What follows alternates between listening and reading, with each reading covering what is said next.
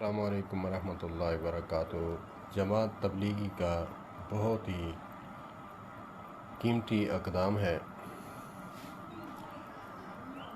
جس پر مجھے بہت خوشی ہوئی کہ وہ پیدل کے لیے دہنے ہاتھ کو پسند کرتے ہیں۔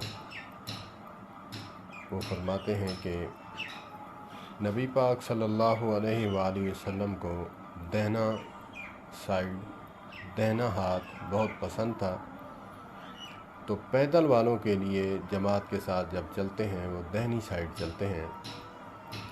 اس میں جو مجھے بہت ہی مزے کی بات آئی پسند، وہ یہ ہے کہ پیدل چلنے والا جب دہنے ہاتھ چلتا ہے تو یہاں الٹے چلتے ہیں، تو یہاں جو ہے ایکسیڈنٹ کا خطرہ کم ہو جاتا ہے۔ یہ ہے پیدل کے لیے۔ یہ الگ بات ہے کہ جب میں مسلکی تعصب میں گرفتار تھا تو میں نے کہا اگر پیدل ہی چلنا ہے تو پھر گاڑی پہ بھی دہنے ہاتھ پہ چلو نا، تو پھر پتہ لگ جائے۔ اللہ پاک مسلکی تعصب سے محفوظ فرمائے۔ تو میں نے ایک FM چینل سنا جو سندھ پولیس کا تھا، اس میں قوانین وغیرہ بتاتے تھے، تو اس میں نے سنا انہوں نے بھی مانا کہ دہنے ہاتھ جو ہے پیدل والا جو ہے دہنے ہاتھ ہی چلے، اس کو جو ہے بڑا فائدہ ہوگا کہ ایکسیڈنٹ کے چانسز کم ہوں گے۔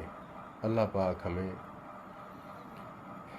ایسے طریقے اپنانے کی توفیق عطا فرمائے جس میں سنت کی خوشبو آئے اور آقا کریم علیہ الصلوۃ والسلام کی منشا کی خوشبو بھی آئے۔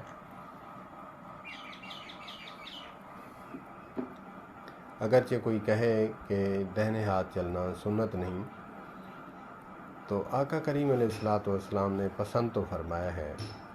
کنگا دینا ہے دہنے ہاتھ سے پہلے شروع کرنا ہے، مانگ نکالنی ہے درمیان میں، تو جوتا پہنا ہے تو بھی دہنا پیر جو ہے پہلے پہنا ہے، اور مسجد میں جب داخل ہوتے ہیں تب بھی دہنا پیر قدم جو ہے پہلے رکھا، تو پسند تو فرمایا ہے۔ اگرچہ دل میں ہم محبت رکھ کر اس پر عمل کریں گے تو اللہ پاک غفور و رحیم ہے۔ آقا کی محبت رکھ کر ہم اگر عمل کریں گے تو اللہ پاک ثواب عطا فرمائیں گے انشاءاللہ العزیز۔ اور ہمیں نبی پاک صلی اللہ علیہ وآلہ وسلم کی پیاری پیاری سنتوں پر بھی عمل کرنے کی توفیق عطا فرمائے۔ والسلام علیکم ورحمۃ اللہ وبرکاتہ۔